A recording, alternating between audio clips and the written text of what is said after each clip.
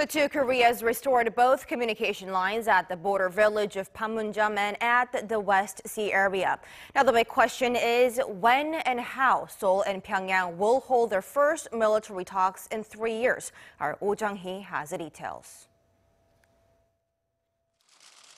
Communication channels between the two Koreas are being restored as the apparent thaw in relations continues.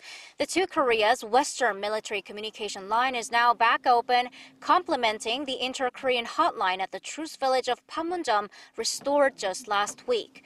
The Western line became fully operational Wednesday morning after Seoul and Pyongyang conducted a brief maintenance check.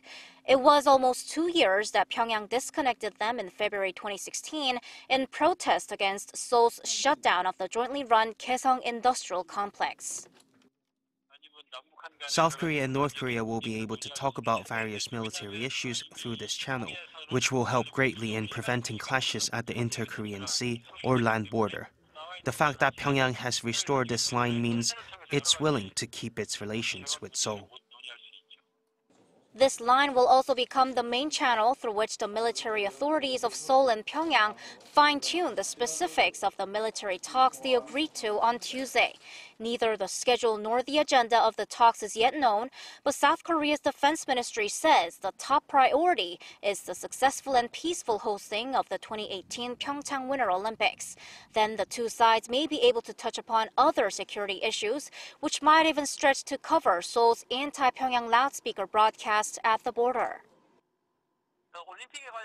The talks are likely to be on a working level, where Seoul and Pyongyang discuss the method and safety measures to be used for the North Korean athletes and delegation to walk to the south through the demilitarized zone. Experts think Pyongyang could eventually demand that Seoul suspend its joint military drills with Washington and scrap the deployment of U.S. strategic assets, but not immediately. If held within this month, the military talks would be the first in over 3 years since October 2014. Jung-hee, Arirang News.